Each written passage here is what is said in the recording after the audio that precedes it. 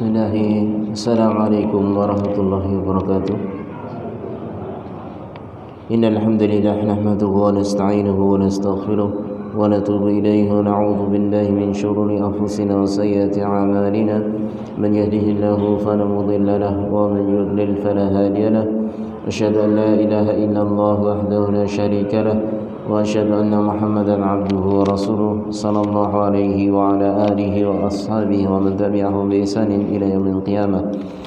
Ya ayyuhalladzina amanu taqullaha haqqa tuqatih wa la tamutunna illa wa antum muslimun. Ya ayyuhan nasu taqu rabbakum alladzi khalaqakum min nafsin wahidah wa khalaqa minha zawjaha wa batha minhuma rijalan katsiran wa nisaa'a wattaqullaha alladzi tasaaluna bihi wal arham innallaha kana 'alaykum raqiba. يا أيها الذين آمنوا اتقوا الله وقولوا قولا سديدا يصلح لكم أعمالكم ويغفر لكم ذنوبكم ومن يطع الله ورسوله فقد فاز فوزا عظيما. أما بعد فإن أصدق الحديث كتاب الله وخير الهدي هدي محمد صلى الله عليه وسلم وشر الأمور محدثاتها وكل محدثة بدعة وكل بدعة ضلالة وكل ضلالة في النار. أعاذنا الله وإياكم جميعا من النار.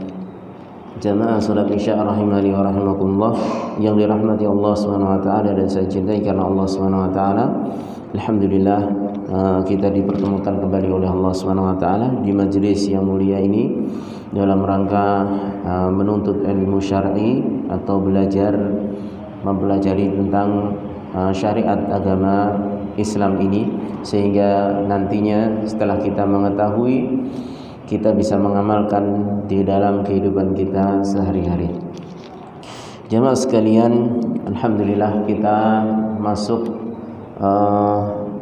bulan Dzulhijjah. Kita sudah tanggal berapa berarti? Selasa, Rabu, Kamis. Tanggal 3 kita masuk tanggal 4 ya. Masuk tanggal 4 bulan Dzulhijjah. Walaupun nantinya ada perbedaan hari raya ya, tapi kita mengikuti apa yang ditetapkan oleh pemerintah. Baik, saya ingatkan untuk saya pribadi dan jamaah sekalian, hendaknya di 10 hari pertama ini yang kita telah melalui 3 hari, kita jangan sia-siakan kesempatan ini karena 10 hari ini adalah bisa dikatakan hari-hari terbaik sepanjang masa.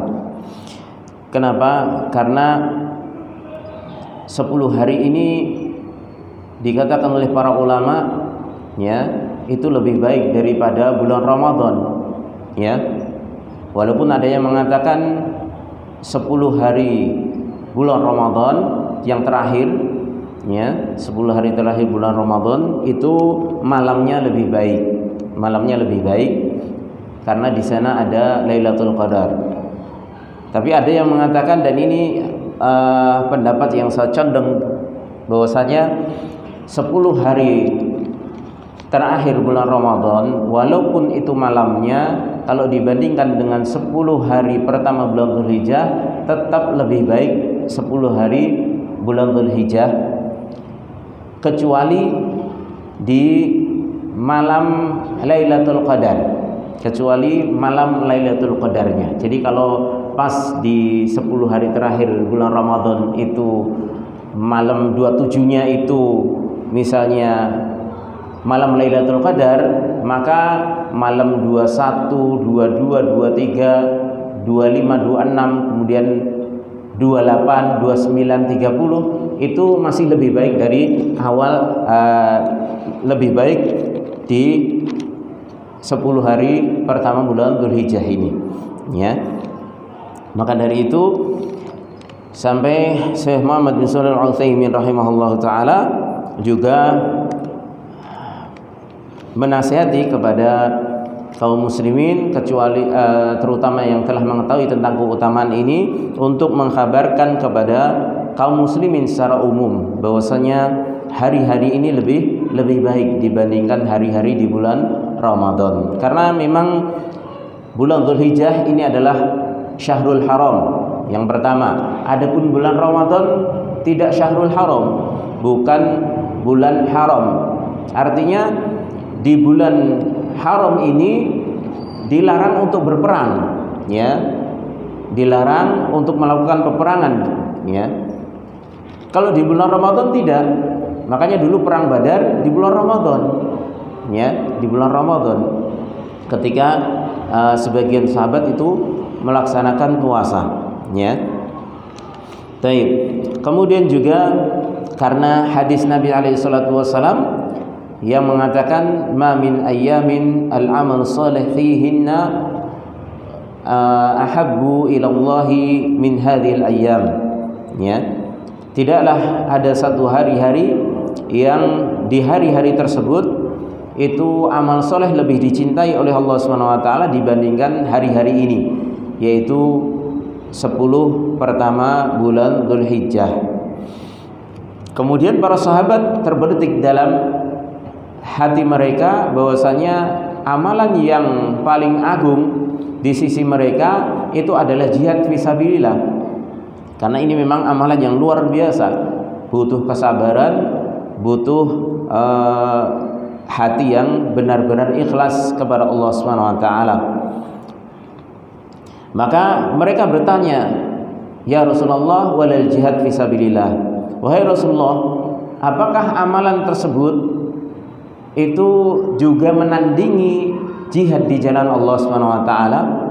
Maka Rasulullah SAW bersabda atau menjawab pertanyaan para sahabat tersebut, walal jihad fi sabilillah, tidak pula jihad di jalan Allah, illa rajulun kharaja bi nafsihi wa malihi wa lam yarji' min dzalika bi syai'in, kecuali seorang yang keluar jihad di jalan Allah, dia bawa harta dan jiwanya dan tidak ada yang kembali sedikit pun.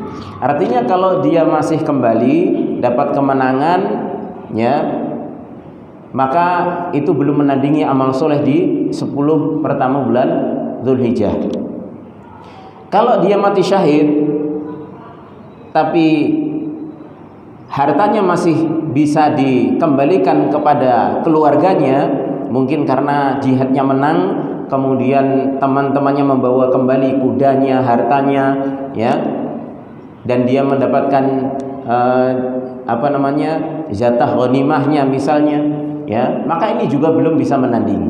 Yang bisa menandingi ketika dia keluar dengan hartanya, dengan kudanya, kemudian dia mati syahid, kuda, hartanya itu jadi rampasan oleh musuhnya, dirampas oleh musuhnya. Ini baru bisa menandingi kebaikan dan pahala dari amal soleh di 10 hari pertama bulan Dzulhijjah. Oleh karena itu kita jangan sia-siakan 2 rakaat yang kita laksanakan di bulan Dzulhijjah ini di awal-awal mulai tanggal 1 sampai 10 itu lebih baik daripada 2 rakaat yang kita kerjakan di bulan Ramadan, ya. Amal soleh apapun yang kita kerjakan di 10 pertama bulan Dzulhijjah ini itu lebih baik dibandingkan ketika kita menjalankan di bulan Ramadan. Padahal kita tahu kalau bulan Ramadan pahalanya sangat besar.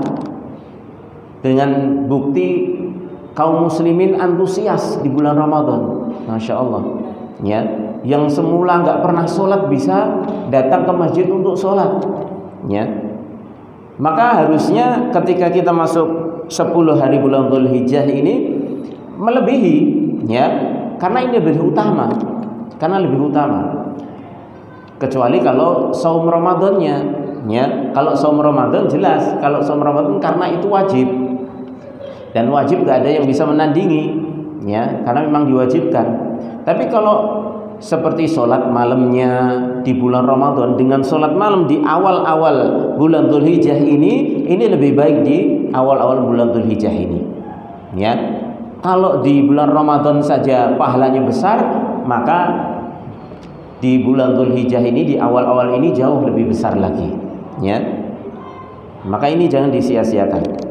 Dan di antara amalan yang dianjurkan oleh Rasulullah SAW adalah zikir, ya, zikir kepada Allah SWT. Dan zikir yang paling utama, para ulama sepakat tidak ada zikir yang paling utama kecuali tilawatul Quran, kecuali membaca Al-Quran. Membaca kalamullah ini zikir yang paling utama. Kalau kita di bulan Ramadan bisa target khatam berapa kali ya dalam satu bulan, misalnya 10 hari sekali, selama Ramadan berarti 3 kali, maka paling tidak di bulan Dzulhijjah, awal bulan Dzulhijjah ini kita target 1 kali minimalnya, ya minimalnya, ya. Kalaupun kita nggak bisa saum dari mulai tanggal 1 sampai 9, maka nanti tanggal 9 jangan lupa, jangan tinggalkan saum Arafah, ya. Adapun untuk mengisi kegiatan-kegiatan di tanggal 1 sampai 9, maka ini diisi dengan ibadah-ibadah. Bahkan ya, setiap kegiatan kita yang mubah kita tata kembali niat kita agar itu kita olah menjadi ibadah kepada Allah Subhanahu wa taala. Kita kerja ya, biasanya karena sering sudah terbiasa kerja setiap harinya, seakan-akan nyambut gawe ya. Maka mulai sekarang kita olah ya. Kita olah niat kita, tata kembali niat kita. Kita keluar rumah kerja ini ibadah kepada Allah Subhanahu wa taala. Kita tidur ya, kita tidur di siang hari agar supaya badan kita segar nantinya ketika bangun untuk aktivitas ibadah lagi ya. Maka tidur pun akan menjadi ibadah ya, dan itu menjadi ibadah terbaik ya, sepanjang masa kita yang kita lakukan ya. Karena kita melakukannya di saat-saat yang paling baik, dan itu berpredikat amalan ahabbu ilallah, amalan yang paling dicintai oleh Allah Subhanahu wa taala. Pada dalam riwayat lain azka indallah, lebih suci di sisi Allah Subhanahu wa taala. Bahkan disebutkan pula a'dhamu ajran ya. Itu amalan di 10 malam pertama bulan Dzulhijjah, a'dhamu ajran, yaitu pahalanya paling besar ya, paling besar. Maka dari sini jelaslah bahwasanya keutamaan di 10 pertama bulan Dzulhijjah itu lebih utama dibandingkan bulan-bulan yang lainnya, hatta itu bulan Ramadan sekalipun, kecuali di 1 malam yang di situ bertepatan dengan malam Lailatul Qadar. Dan di antara zikir juga yang disyariatkan yaitu takbir ya, yang kita sebut mungkin orang Jawa menyebutnya takbiran ya. Maka ini sudah bisa dimulai takbir mutlak namanya. Takbir mutlak dari mulai tanggal 1, dimanapun kita berada, di tempat-tempat yang kita memang boleh bertakbir ya, mengucapkan takbir ya, Allahu Akbar, la ilaha illallah, wallahu akbar walillahil hamd ya. Ini takbir, tahlil, tahmid ya, yang kita sebut takbiran ya. Ini sudah bisa di pasar-pasar ya, kemudian kita keluar rumah mau kemana, kita mungkin sambil ngomong cucu kita takbir ya, sambil dulang putune takbir ya. Agak dikeraskan ya, sunnahnya dikeraskan ya. Tapi ini butuh mental, sekali lagi mental kita nggak seperti para sahabat. Para sahabat itu Masya Allah, makanya mereka menjadi orang terbaik yang Allah pilih untuk suhbatur Rasul, untuk menemani Rasulnya, Rasul terbaik, maka dipilihkan sahabat-sahabat yang terbaik. Mereka dahulu ketika masuk bulan Dzulhijjah, maka mereka bertakbir di pasar-pasar keras, sampai-sampai manusia itu ikut dengan kebaikannya, ikut bertakbir, jadi saling bersahutan ya, seperti itu. Nah kalau kita sekarang sinten sing pun wani takbiran ten nek pas teng pasar, apa pas dodolan kira-kira ya. Derenge enten to? Kula ki ambak men dereng tetek.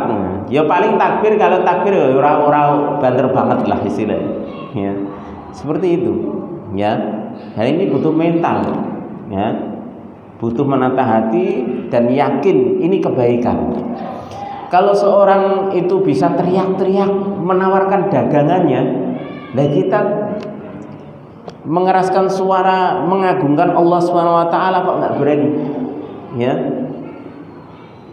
Ada orang bisa teriak-teriak orang mendem bengok-bengok wani lho. Wani lho satu mergo ora dhisin otake wis ketutup kok. Lah kita ini loh dapat pahala, ya pahalanya besar, ya pahalanya besar, ya di sisi Allah Subhanahu Wa Taala. Karena ini termasuk zikir yang paling utama yang dilakukan. Kemudian juga nanti takbir, ada takbir muqayyad. Takbir muqayyad itu kita lakukan mulai terbit fajar tanggal 9. Jadi kalau setelah kita sahur puasa Arafah itu takbir, kita bertakbir setiap sholat 5 waktu mulai fajar tanggal 9. Jadi habis sahur, kemudian nanti sholat subuh, habis sholat subuh kita takbir, ya, yaitu setelah kita istighfar 3 kali, kemudian zikir sholat kita ucapkan Allahumma antas salam wa minkas salam tabarakta ya dzal jalali wal ikram, itu kita takbir, ya mungkin 3 kali atau 5 kali cukup sudah. Ya, kemudian kita lanjutkan zikir lagi, zikir sholat yang lainnya. Itu setiap pada sholat sampai nanti di tanggal 13 hari tasyrik, ya, ba'da asar itu sudah selesai. Ya, jadi ini menunjukkan lamanya hari raya Idul Adha, ya. Dan ini juga menunjukkan bahwasanya hari raya Idul Adha ini lebih utama daripada hari raya Idul Fitri. Kenapa? Karena hari raya Idul Adha setelah sholat Id itu masih ada ibadah, ya, sampai hari tasyrik masih ada ibadah kepada Allah Subhanahu wa taala. Tapi setelah Idul Fitri, setelah sholat selesai, sudah, ya. Enggak ada lagi ibadah khusus setelah itu, ya. Biasanya untuk main-main saja, ya. Maka ini sekali lagi mengingatkan untuk saya pribadi dan jamaah sekalian, jangan sampai kita lengah di sisa 10 hari terakhir ini, kurang 7 hari lagi, ya. Kita manfaatkan betul, kita tata niat semua kegiatan kita niatkan ibadah kepada Allah Subhanahu wa taala. Yang sudah itu merupakan ibadah mahdhah, maka kita tinggal kuatkan keikhlasan kita kepada Allah Subhanahu wa taala. Artinya kalau itu memang asalnya memang ibadah, maka kita semakin kuatkan keikhlasan kita kepada Allah Subhanahu wa taala, kuatkan harapan kita untuk mendapatkan ridha Allah Subhanahu wa taala. Dan kalau itu kegiatan-kegiatan mubah, maka tata hati kita, kemudian kita jadikan itu nilai ibadah di sisi Allah Subhanahu wa taala. Baik. Kemudian kita lanjutkan kajian rutin kita,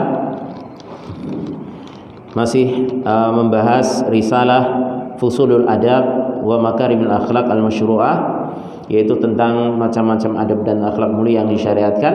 Kita sampai pada fasal yang baru. Qala rahimahullahu taala, berkata penulis Syahabul Wafa Ali bin Aqil bin Muhammad Al-Hanbali rahimahullahu taala, fasal wa yukrahu izalatul awsakhi fil masajid kataqlimil adfari wa qasy syaribi wa nadfil ibd. Fasal tentang dimakruhkannya, yaitu menghilangkan kotoran di dalam masjid, ya, seperti potong kuku, memotong kumis, dan mencabut bulu ketiak. Jadi kalau bersih-bersih badan di dalam masjid ini menurut penulis makruh hukumnya, ya. Syara' al-muallifu fi hadhil jumlah bi syai'in min adabil masajid. Muallif di sini penulis memulai dalam pembahasan fasal baru ini itu sesuatu dari adab-adab yang berkaitan dengan masjid. Fadzakara min hadhil adab qaulahu, dan penulis menyebutkan di antara adab-adab tersebut, yaitu beliau mengatakan wa yukrahu izalul awsakhi fil masajid ka taqlimil adfar wa qashis syarib wa nadfil ibad. Dimakruhkan menghilangkan kotoran di dalam masjid, ya, artinya menghilangkan kotoran pada badan kita, seperti memotong kuku di masjid, memotong kumis di masjid, kemudian mencabut bulu ketiak di masjid atau yang lainnya. Wa yadullu lidzalika hadits Aisyah radhiyallahu anha anna Nabiy sallallahu alaihi wasallam amara bi bina'il masajid fid dur wa an tunadzafa wa tutayyaba. Hadis diriwayatkan Imam Abu Dawud, Tirmidzi, Ibnu Majah dan Imam Ahmad. Ini ditunjukkan dalam hadis Aisyah tadi bahwasanya Rasulullah sallallahu alaihi wasallam memerintahkan membangun masjid di ad-dur. Dur itu adalah al-ahya, ya, yaitu desa, satu tempat, ya, seperti kota, desa, ya. Dan Rasulullah SAW juga memerintahkan agar supaya masjid yang dibangun tersebut itu dibersihkan dan dikasih minyak wangi, ya, dikasih wangi-wangian. Kalau zaman dahulu wangi-wangiannya dengan gaharu. Sampai sekarang kalau orang Arab itu pakai kayu gaharu. Kalau sekarang sudah jadi bubuk. Kalau dulu dibakar itu. Jadi asapnya itu menjadikan seluruh ruangan wangi, ya. Kalau sekarang di Indonesia menyan, bisa menyan itu sebenarnya wangian, cuman sekarang sudah dirampas haknya oleh para dukun, ya. Jadi kita sendiri juga nek wis mambu menyan wis sing liwat sapa iki. Padahal itu jadi minyak wangi sebenarnya, jadi wangian, ya. Baik. Wa li anna hadza min ta'zimi sya'airillah, dan dikarenakan membersihkan masjid atau tidak mengotori masjid, tidak membuang kotoran di masjid, tidak menghilangkan kotoran ketika di dalam masjid, ini termasuk mengagungkan syiar-syiar Allah Subhanahu wa taala, ya, mengagungkan syariat Allah Subhanahu wa taala. Allah Subhanahu wa taala berfirman, "Dzalika wa man yu'azzim sya'airallahi fa innaha min taqwal qulub." Yang demikian itu karena barang siapa yang mengagungkan syiar-syiar Allah Subhanahu wa taala, fa innaha min taqwal qulub. Karena sungguhnya siapa yang mengagungkan syiar Allah, maka itu muncul dari ketakwaan hati. Artinya ketika seorang itu, karena masjid ini adalah Baitullah, rumah Allah, dan membersihkan masjid dari kotoran, tidak mengotori masjid dengan kotoran-kotoran, ya, itu menunjukkan dia mengagungkan syiar Allah Subhanahu wa taala. Dan siapa yang mengagungkan syiar Allah berarti dia orang yang bertakwa, karena tidak muncul pengagungan terhadap syiar-syiar Allah kecuali dari ketakwaan hati, ya. Dan di antara syiar-syiar Allah Subhanahu wa taala adalah sesuatu yang memang itu ditampakkan untuk dilakukan, seperti membersihkan masjid, ya. Itu termasuk syiar Allah Subhanahu wa taala. Berhaji itu termasuk syiar Allah Subhanahu wa taala, karena itu amalan-amalan yang ditampakkan. Salat itu termasuk syiar Allah Subhanahu wa taala. Salat 5 waktu ini kan kita nggak bisa sembunyi. Salat 5 waktu, apalagi seorang laki-laki, ya, dia harus menampakkan. Termasuk menyembelih juga nanti akan kita lakukan. Ini termasuk syiar, ya, termasuk syiar. Maka tidak dianjurkan nyembelih kok sendirian di rumahnya, ya, tak beli dewi serane wong ngerti, gen ikhlas, ya. Ini salah, ya. Justru ditampakkan karena ini syiar agar supaya kaum muslimin tahu, walaupun tetap harus menjaga keikhlasan. Akan tapi ketika amalan itu memang dianjurkan untuk ditampakkan, jangan disembunyikan dengan alasan biar ikhlas, ya. Nanti kalau hanya sekedar alasan biar ikhlas amalan disembunyikan, nanti nggak sholat jamaah gara-gara takut teriak di rumah wae, ya. maka ini nggak tepat, ya. Maka yang menjadi syiar harus kita tampakkan, yang kalau memang itu harus ditampakkan dengan tetap menjaga hati untuk menjaga keikhlasan kepada Allah Subhanahu wa taala. Dan kalau amalan itu amalan yang nampak, ya, kemudian kita sudah sering melakukannya, nanti itu akan terbiasa. Dan inilah salah satu tips menghilangkan riya, ya, yang menghilangkan riya. Salah satu tipsnya adalah kalau memang itu sudah menjadi kebiasaan, maka itu nanti akan sudah tidak peduli lagi dengan pandangan orang, dengan pujian orang. Seperti kita kalau sudah sholat jamaah, ya, tiap hari, bahkan sudah kita lakukan bertahun-tahun, sudah biasa kan. Wong ameh ngelem, ameh ngecroi, ameh halus, nggak peduli, karena ini sudah kebiasaan kita. Demikian juga dengan amalan-amalan lainnya, ya. Kalau baru dilakukan canggung memang, ya. Ada perasaan pingin dipuji, ada perasaan ini itu dan lain sebagainya. Tapi terus dipaksa karena ini memang amalan yang perlu ditampakkan. Maka tampakkan dengan tetap menjaga hati, berusaha menata hati kita agar tetap ikhlas. Nanti kalau sudah terbiasa, itu akan biasa, ya. Tidak akan peduli lagi dengan apa yang diomongkan oleh manusia. Makanya seperti takbiran kita keras, ya, ketika kita di jalan, naik motor atau dimanapun di waktu-waktu ini, maka itu kalau nanti sudah menjadi kebiasaan, enjoy kita, ya. Baca Quran, kalau sudah menjadi kebiasaan dimanapun kita enak.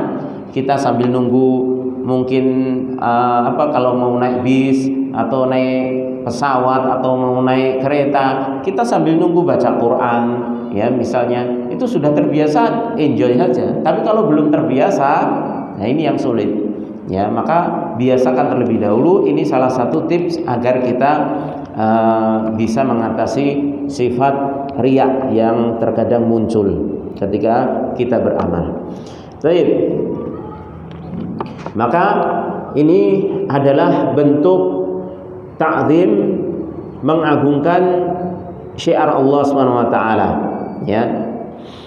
Walamma ra'a an-nabiy sallallahu alaihi wasallam, dan juga yang menunjukkan larangan untuk mengotori masjid dan sekaligus perintah untuk membersihkan dari kotoran, yaitu suatu hari Rasulullah sallallahu alaihi wasallam pernah melihat nukhamah.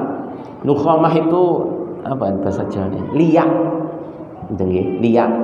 Kalau lu'ab itu eces, ya. Apa itu? Liak, ya. Dahak. Ya bahasa Indonesia nih. Nukhamah itu dahak. Fi jidaril qiblah. Di tembok kiblat. Artinya di tembok, kalau kita barat berarti di tembok sebelah barat. Itu ada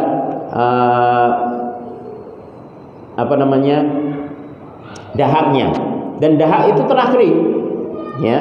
Fahakahu, maka Rasulullah SAW menghilangkannya dengan dikerik karena sudah kering, ya. Fawadha'a al-khaluqa, kemudian setelah itu Rasulullah SAW meletakkan atau memberikan khaluq. Khaluq itu tip, yaitu minyak wangi, ya, alaihi, di tembok bekas yang ada dahaknya tadi, yang sudah mengering dan sudah dihilangkan oleh Rasulullah SAW tadi, ya. Hadis ini diriwayatkan oleh Imam Muslim. Ini menunjukkan bahwasanya tidak boleh seseorang bersih-bersih badan itu di dalam masjid, ya.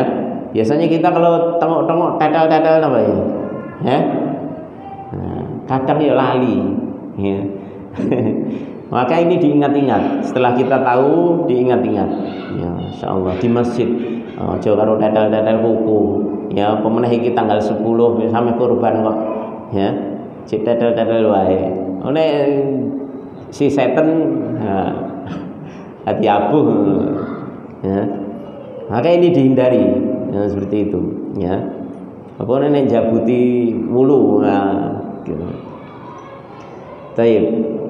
Ini enggak boleh, ya. Wan Nabi sallallahu alaihi wasallam azzal imama alladhi basaqa fi qiblatil masjid. Dan dalam hadis yang lain, Nabi alaihi salatu wasallam itu pernah mengingkari atau melarang seseorang menjadi imam dikarenakan dia telah basaq, yaitu meludah di sebelah kiblat masjid, ya. Waqala, kemudian Rasulullah sallallahu alaihi wasallam mengatakan kepada jamaah, la yusalli lakum, jangan dia solat lagi menjadi imam kalian. Ini hadis diriwayatkan Imam Abu Dawud dan disahihkan oleh Syekh Al-Albani dalam Sahih Abi Dawud.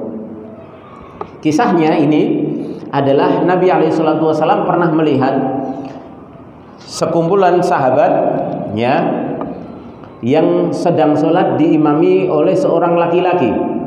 Kemudian di saat dia sholat, dia meludah di depan, ya. Jadi imam, kemudian dia meludah di depan, di kiblat, di tembok masjidnya tersebut.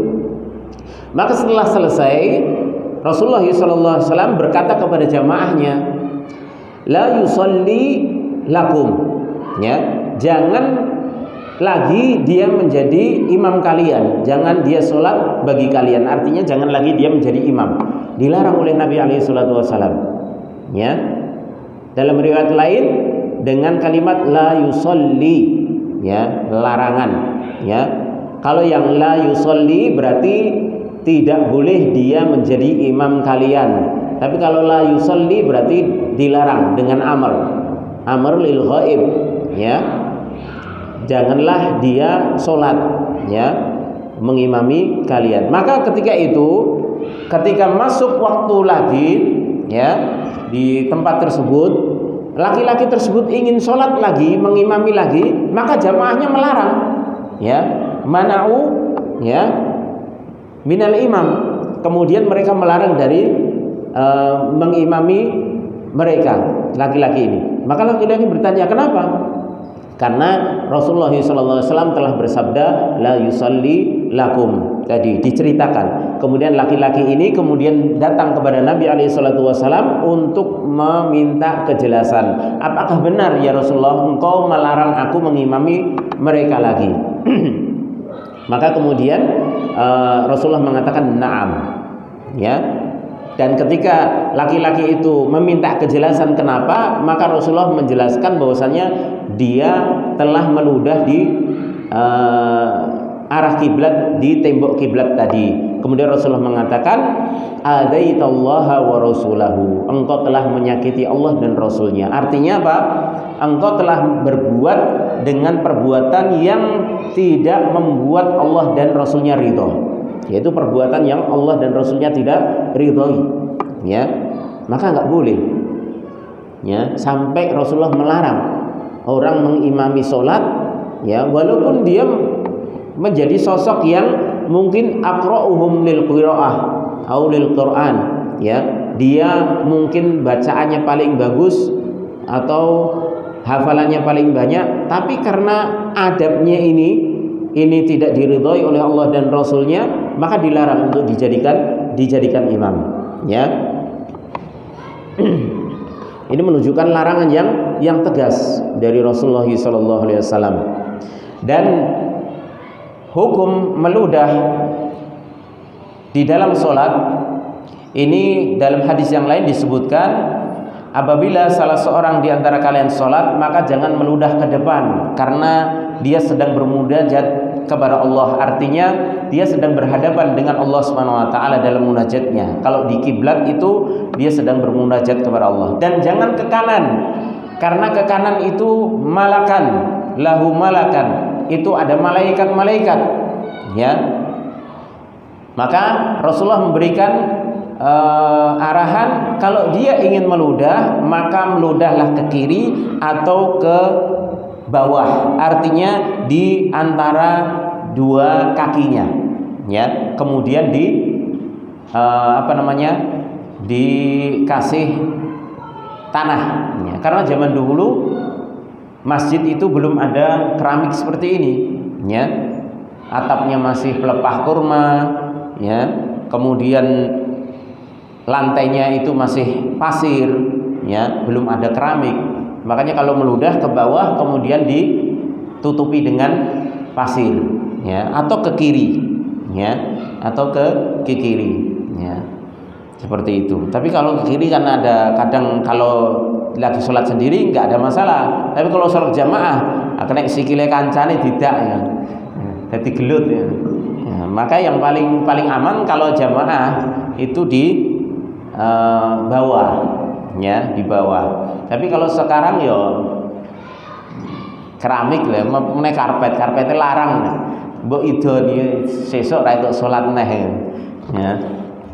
Dan ini solusi, ya, dari Nabi alaihi salatu wasallam. Artinya ini adabnya di dalam salat, ya. Ini di dalam salat larangannya lebih keras, ya. Kemudian para ulama setelah menggabungkan dari hadis-hadis tentang larangan meludah, ya, ini mereka mengambil kesimpulan larangan yang paling keras meludah ke kiblat ataupun ke kanan itu ketika sholat.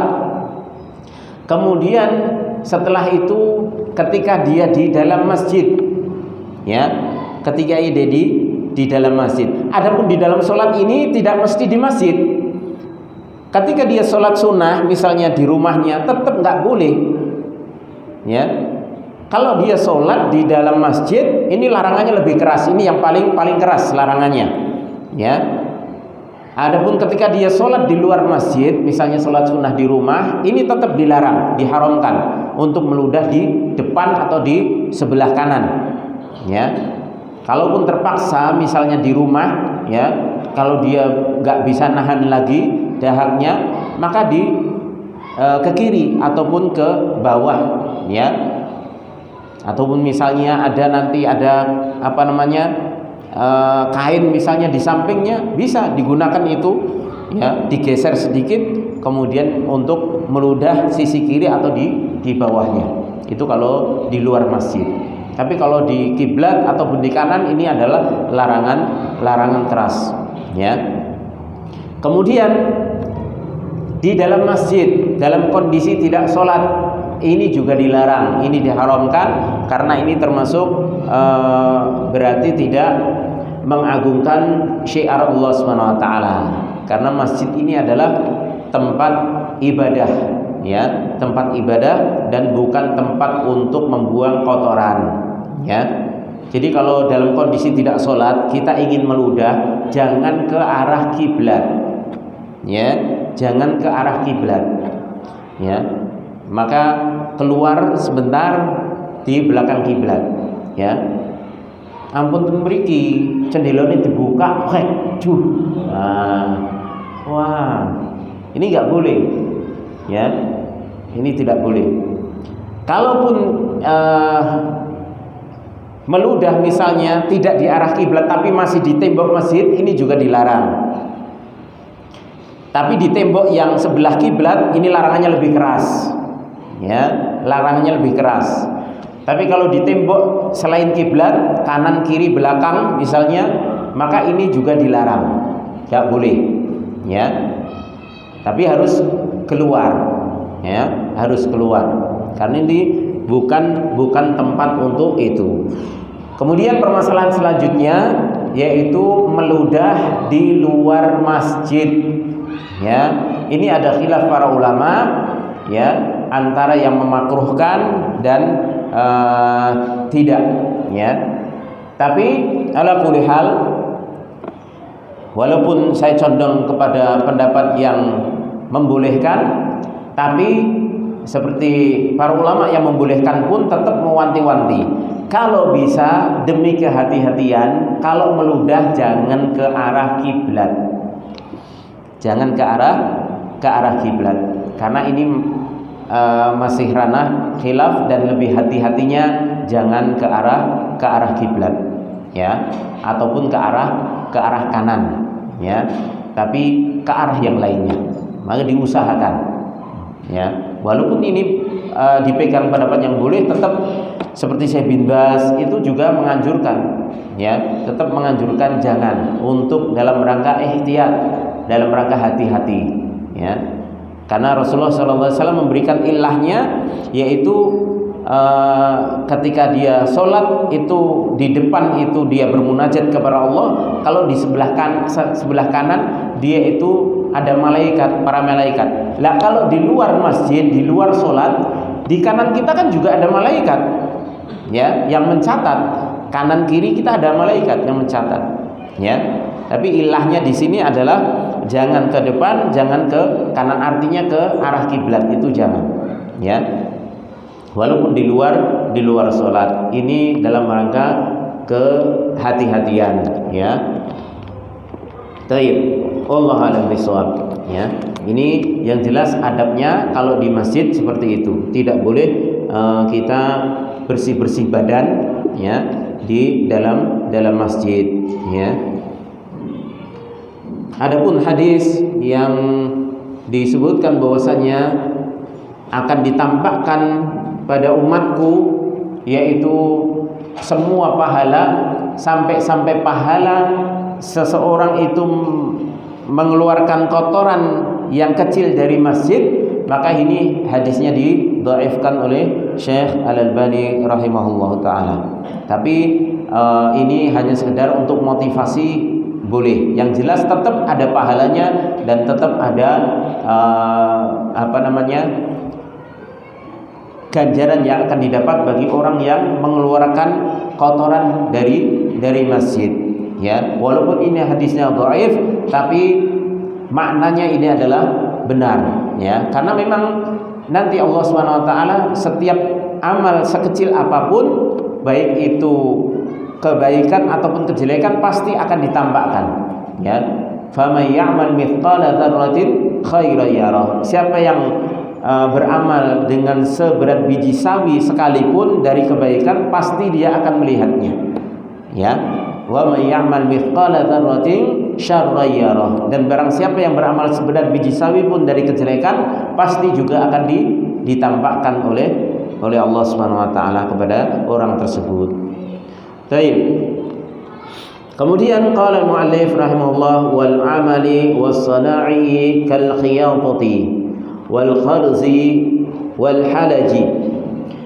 Dan juga makruh, ya, itu bekerja, al-amal, melakukan pekerjaan harian, ya, was sana'i, ya, melakukan produksi, ya, membuat produksi dagangan, ya, kal khiyatah, seperti menjahit, membuat lubang kancing di baju, wal halat, kemudian memisahkan kapas dari bijinya, ini di dalam masjid. Ini juga dilarang. Li'annal masajida lam tubna lihada, karena masjid tidak dibangun untuk ini, ya, tidak dibangun untuk ini. Misalnya seorang punya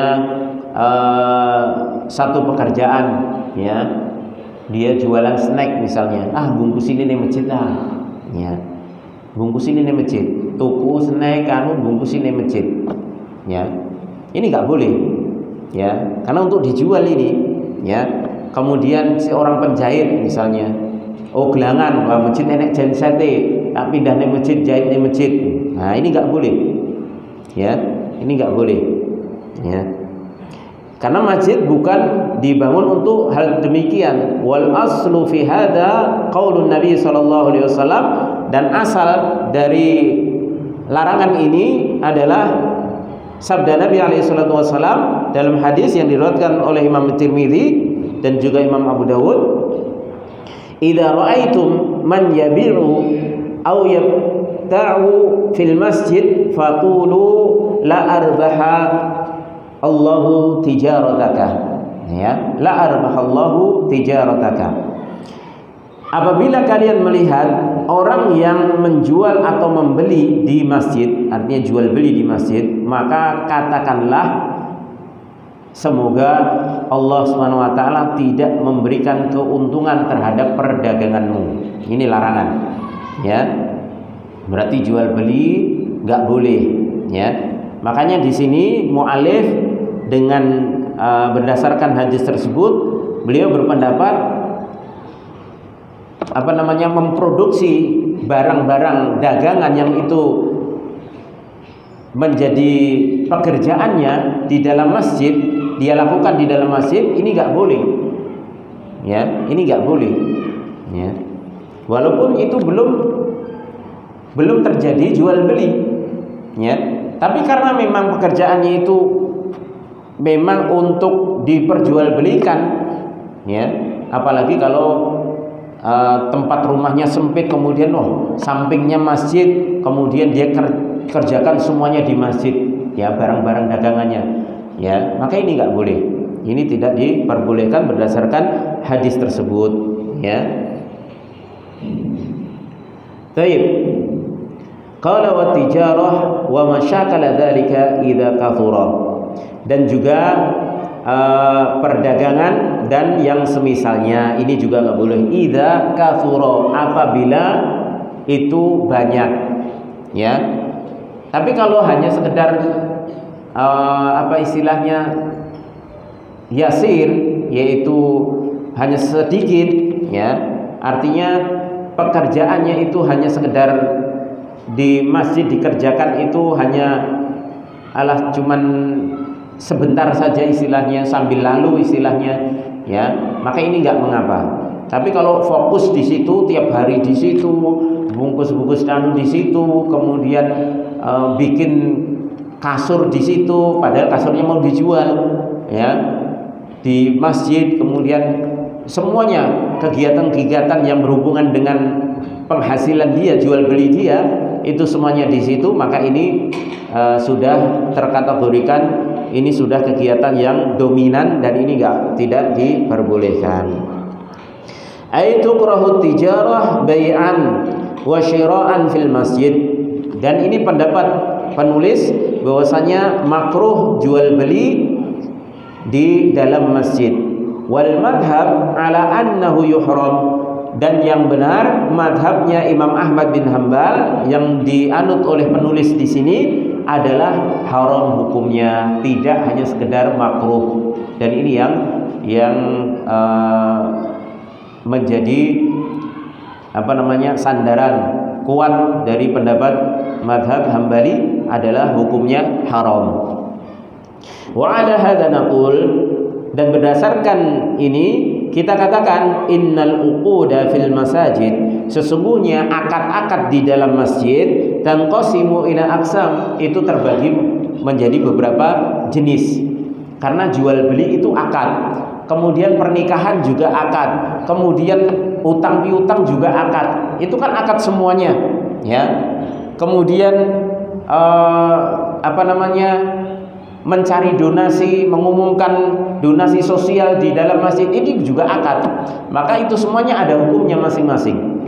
Maka di sini dibagi akad-akad yang dilakukan di dalam masjid itu terbagi beberapa jenis. Al-qismul awal, jenis yang pertama, uqudul muawadat allati yuqsadu minha al-'awdu kal bai'i wasyira'i wal ijarati wasyirkati wa yuqsadu minha al-kasbu war ribhu wat tijarah wal mabniyatu 'ala at-tabadul fa hadhihi la tajuz. Akad-akad muawadat itu imbal balik, ya, imbal balik. Yang mana dimaksudkan akad tersebut dia mendapatkan ganti dari apa yang dia serahkan. Seperti apa? Jual beli, ya. Jual beli kan dia serahkan uang, dia dapat barang, ya. Ini akad muawadat. Maka ini termasuk akad-akad muawadat yang dimaksudkan untuk minta ganti. Dia mengharapkan ganti dengan apa yang dia serahkan, baik itu uang ataupun barang dengan barang, ya. Misalnya dia punya HP, ya, seri tertentu, temannya punya HP seri tertentu, yuk ijolan yuk, ya, dijolke ning jero masjid, ya. Ini termasuk akad juga, ya, akad tabadul, ya, yaitu saling ganti, ya. Kemudian al-ijarah, ya, al-ijarah yaitu akad ijarah ini adalah upah. Misalnya di dalam masjid seorang ketemu, wes esok nyambut gawe ning aku tak gaji sak mene ya. Ya. Esok ya, deal ya. Gaji 1.000 ya. Ya. Yes. Nah, ini akad ijarah, ya. Wa syirkah, kemudian syirkah, perserikatan. Saya punya modal, kamu punya skill di dalam masjid, ya. Kamu bisa dagang kok, tak kasih modal. Nanti keuntungannya saya sekian persen, kamu sekian persen, kamu yang jalankan di dalam masjid. Ini akad juga, ya, seperti itu. Dan akad tersebut dimaksudkan untuk agar supaya mendapatkan penghasilan, keuntungan ataupun perdagangan, ya, yang itu dibangun alat tabadul, saling menguntungkan. Maka akad seperti ini la tajuz, tidak boleh. Inilah yang disebut Nabi alaihi salatu wasalam, idza raaitum man yabi'u aw yabta'u fil masjid faqulu la arbahallahu tijarataka. Jika kalian mendapati seorang yang jual beli di masjid melakukan akad yang saling menguntungkan, yang diharapkan dapat keuntungan ini tadi, maka katakanlah atau doakan semoga Allah tidak memberikan keuntungan kepada perdaganganmu tersebut. Maka ini nggak boleh, ya. Jadi kalau kita akad ingin bangun rumah, ketemu tukangnya nenggon masjid, ojo dirembuk neng masjid. Sok nyambut gawe nang aku ya. Ya. Ya tak gaji 100. Ya. Misalnya seperti itu. Kemudian saling deal, maka ini enggak boleh. Ya. Atau syirkah, ya. Ngerebuk urusan kerjasama dalam bisnis, ya. Satu pemodal, satu pelaku usaha, ya. Nanti deal-dealan, nanti berapa persen misalnya, ya, ini juga nggak boleh, ya. Atau misalnya kalau dia pemodal, satu ketemu tukang ngopeni sapi, aku di modal tak tukang sapi, kau bagi-bagi 30% ya, misalnya, ini juga nggak boleh, ya. Ini akad tabadul namanya, dan ini termasuk jual beli yang di situ diharapkan keuntungan. Ya, ini jenis yang pertama. Al-qismu tsani, jenis yang kedua, aqdun nikah, akad pernikahan. Ya, pernikahan ini juga akad. Ya, pernikahan ini juga akad. Ya, karena di situ ada serah terima juga. Ya, dari wali menyerahkan anaknya kepada seorang laki-laki yang menikahi anaknya dengan mahar tertentu. Maka bagaimana hukumnya akad di dalam masjid? Wa qala fil ulama, berkata para ulama tentang masalah akad nikah ini, innahu sunnatun fil masjid. Bahwasanya akad nikah itu sunnah di masjid. Ini sunnahnya. Ini kata para ulama. Kemudian jenis yang ketiga, al-qismu tsalits, uqudut tabarru'at. Ya, uqudut tabarru'at, mithlul waqfi wal hibbah, ya, wal wasiyah wal ariyah was sadaqah wad dhaman wal kafalah, wa hadhihi kulluha jaizah. Jenis akad yang ketiga yang dilakukan di dalam masjid, dan ini hukumnya boleh, adalah akad-akad tabarruat, akad-akad sosial, ya, akad-akad sosial, ya, berbuat baik, ya. Misalnya, ayo ini masjid mau ngadakan atau mau memperbaiki atap masjid misalnya, atau mau cat ulang masjid, kita iuran, ya, diumumkan di masjid, maka ini tidak mengapa, ini akad tabarruat. Makanya di sini disebutkan misal wakaf, seorang mengatakan, Pak, saya mau wakaf ke jenengan kan punya pondok, tanah saya itu saya wakafkan ya, saya akad di sini, ya, itu nggak apa-apa. Karena ini akad tabarruat, akad sosial, ya. Keuntungannya yang diharapkan keuntungan akhirat, bukan keuntungan duniawi, tidak sebagaimana jual beli. Kemudian hibah juga seperti itu. Saya punya ini, ketemu saya misalnya pegang HP, ketemu teman, kemudian kok ketoke mesake ora duwe HP, terus kemudian dikasih, ya Pak, tak kasih HP ini tak hibahkan ke jenengan, tak kasihkan, ya maka ini boleh, ya akad semacam ini. Kemudian juga wasiat, berwasiat di dalam masjid ini juga boleh, ya. Tolong disaksikan para jamaah, nanti kalau saya meninggal, ya sepertiga harta saya wakafkan ke masjid sabilillah misalnya. Saya wasiatkan untuk disedekahkan di masjid sabilillah, ini boleh, ya. Kemudian al-ariyah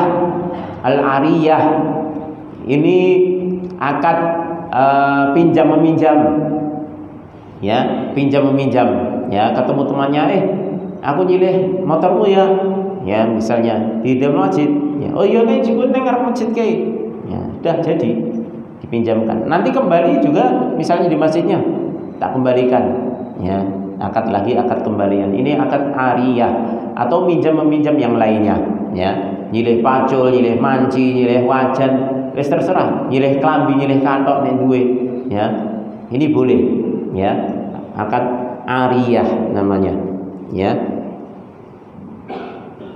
bahkan ini dianjurkan berdasarkan surah Al-Ma'un. Al-Ma'un itu ditafsirkan oleh para ulama adalah barang-barang kebutuhan, ya seperti manci, pacul, arit, kendaraan, ya semuanya barang yang dibutuhkan, ya dan bahkan di situ kan diancam, ya dengan kecelakaan, yaitu orang-orang yang wayamna'unal ma'un, yaitu orang-orang yang pelit, tidak mau meminjamkan kebutuhan sehari-hari. Disilai manci tanggane ora oleh, silai pacul ora oleh, ya padahal ya ora dienggo, ya maka ini kalau kita lihat tafsir dari surah Al-Ma'un tersebut, Masya Allah, Islam itu mengajarkan kita itu perhatian dengan sesama kita, ya ini dijilai kalau kita punya, ya pinjamkan, nggak ada masalah, ya apa susahnya, ya nah kecuali kalau malah kayaknya disilai rata bali, aku wis tuku ping 5 ya sing nyilih kae terus. Nah, kalau seperti ini dinasihati yang minjem, ya. Yang minjem dinasihati. Iki wis ping 5 lho ya, aku tuku. Ya. Lah ning di kok kowe dadak tukang. Lah mbok cilih kabeh no. Nah, seperti itu. Terus terang, tapi kalau memang apa istilahnya orangnya amanah, apalagi habis selesai kemudian dikembalikan, ngapain kita harus eman-eman istilahnya. Termasuk kendaraan, termasuk kalau kita punya pinjamkan, ya. Kalau kita beralasan hanya sekedar nggak boleh, maka kita bisa terkena ayat ini, wa yamna'unal ma'un, ya. Orang-orang yang mendapatkan kecelakaan itu salah satunya mereka yang mencegah dari meminjamkan sesuatu yang bermanfaat, ya. Maka hati-hati, ya. Dan Allah lebih tahu kita nggak mau minjam itu karena pelit atau kita memang butuh. Kalau kita memang pas kita pakai itu ya nggak apa-apa, ya. Tapi kalau kita memang pelit, kadang alasan ya aku ketoke meh kanggo iki, ketoke meh kanggo, lah cek ketoke beliau, ya kok ya abot men, ya Masya Allah, ya apalagi kalau saudaranya itu memang benar-benar membutuhkan, ya kita pahalanya besar, ya. Baik. Ini akad seperti ini dibolehkan di dalam masjid. Kemudian sedekah juga dibolehkan, jelas.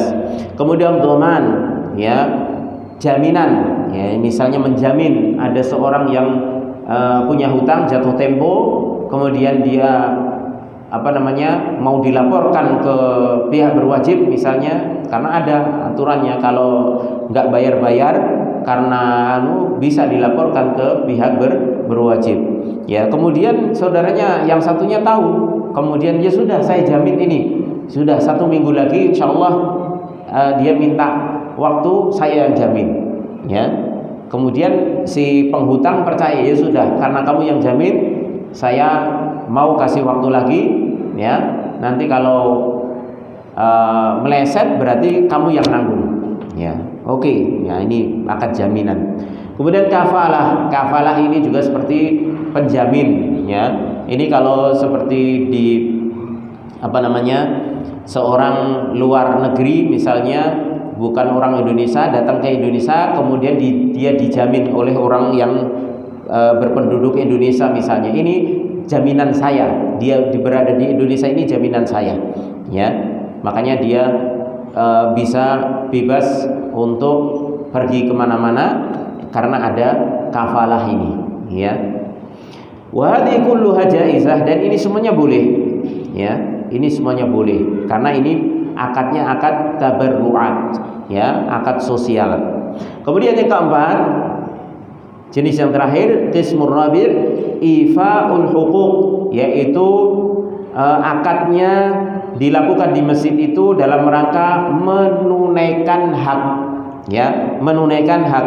Seperti apa? Kaifail qardi, bayar utang, ya. Bayar utang di masjid gak apa-apa, ya, karena ini menunaikan hak, ya. Karena dia bawa uang, kemudian ketemu yang diutangi, pas di masjid dipanggil, fulan, tolong sini dulu sebentar, saya mau bayar utang, ya. Oke, nggak ada masalah, ya. Jadi kalau kita mau bayar utang pas ketemunya di masjid, ya bayar di masjid, nggak ada masalah, ya, nggak ada masalah. Wa thamanil mabi', dan harga dari jual beli ini juga boleh, ya. Bedanya apa? Kalau jual beli dilarang, tapi harganya itu dibayar di masjid, ini boleh. Seperti misalnya apa? Kita sudah pesen di luar, ya. Saya beli barang ini, misalnya HP, ya, atau beli nasi lewat aplikasi kan biasanya. Sudah deal, harga sekian, harganya 50.000 misalnya, habis 50.000 atau berapalah, ya, atau 100.000. Kemudian kita sudah deal, tinggal dia OTW nganter, kita pas sholat di masjid. Kemudian kita buka HP, Pak, ini saya sudah sampai di lokasi, Bapak di mana? Saya di masjid, Mas. Di masjid saja. Oh ya, kemudian di masjid. Setelah itu langsung bayar. Ini boleh, karena ini bukan akad jual beli, karena ini membayar apa yang sudah terjadi akadnya tadi di luar. Ini namanya thamanul mabi', ini seperti itu, ya. Jadi ibaratnya ini kayak hutang, memberikan hak, karena tadi sudah deal. Tapi nanti kalau di dalam masjid kemudian kita lihat barangnya kok harganya 100.000, kita sudah deal di luar, kemudian di dalam masjid, Mas, potong ya Mas, ya, potong 10.000, ya. Maka ini akad baru lagi, nggak boleh kalau seperti ini, ya, nggak boleh, ya. Mosok rambut diskon Mas, nah, wis karek bayar tuh ya, melewat akad meneh. Kalau akad meneh dilarang, ya. Tapi kalau tinggal bayar, sudah deal di luar, bayarnya di dalam masjid, nggak apa-apa. Ini ifaul huquq namanya. Tinggal kita memberikan haknya, menunaikan hak orang tersebut, karena akad jual belinya sudah di luar, ya. Baik, wa nahwi dzalik, dan yang semisalnya, ya. Wa hadza jaizun, dan ini boleh hukumnya, wala ba'sa bihi, dan tidak mengapa. Jadi dari keempat jenis tadi yang dilarang hanya satu, yaitu akad muawadhat, akad imbal balik, yang diharapkan di situ ada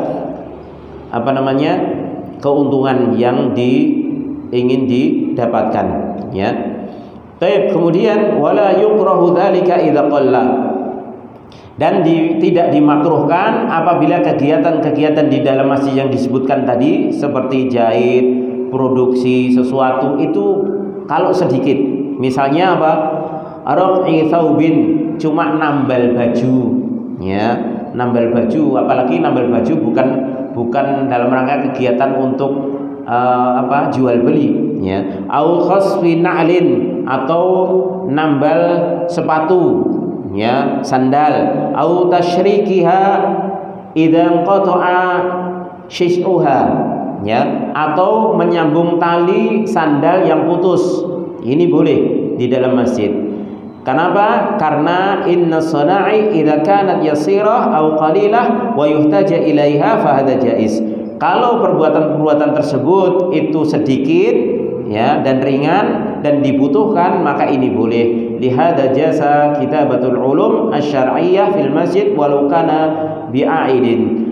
Oleh karenanya boleh menulis satu ilmu, ya, ilmu syar'i di dalam masjid walaupun itu nanti rencananya akan dijual, ya, walaupun rencananya akan dijual. Wa ta'limi sibyan walau kana bi ujrah, dan boleh mengajarkan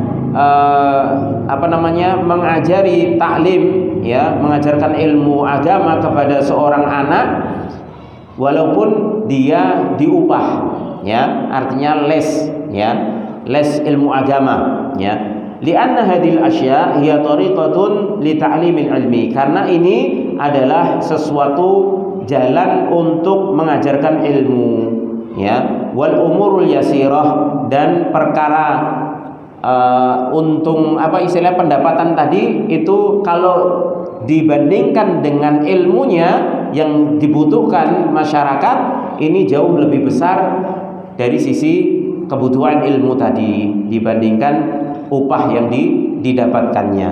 Maka jadilah perkara tersebut menjadi perkara yang ringan, yumsahu au yamsahu yasmahu biha asyari, ya, yang dibolehkan oleh syariat, ya. Jadi karena menulis kitab, bikin kitab, ya, tentang masalah apa, misalnya fikih tentang hukum apa, nulis di masjid walaupun itu nanti akan dijual di luar, maka ini nggak mengapa, karena ilmu agama itu jauh lebih penting, ya, dan itu jauh lebih berharga dibandingkan harga yang akan didapat, ya. Mengajari anak baca Iqra walaupun dia diupah kemudian dia ajari di dalam masjid, ini nggak mengapa, karena manfaat agamanya itu jauh lebih besar dibandingkan upahnya, ya. Anak ini bisa belajar, bisa beribadah kepada Allah, ini jauh masalahnya jauh lebih besar kalau dibandingkan hanya sekedar upah yang tidak seberapa, ya. Maka ini dibolehkan. Wallahu a'lam bishawab. Insyaallah pada pertemuan yang akan datang kita masuk pada fasal berikutnya, yaitu albir alwalidain, ya, tentang adab berbakti kepada kedua orang tua. Wallahu a'lam bishawab. Mudah-mudahan ini bermanfaat bagi saya pribadi dan jamaah sekalian. Kurang lebihnya saya mohon maaf. Wassallallahu ala nabiyyina Muhammadin wa ala alihi wa sahbihi wasallam. Wa akhiru da'wana alhamdulillahi rabbil alamin. Subhanakallahumma wa bihamdika asyhadu an la ilaha illa anta astaghfiruka wa atubu ilaik. Assalamualaikum warahmatullahi wabarakatuh.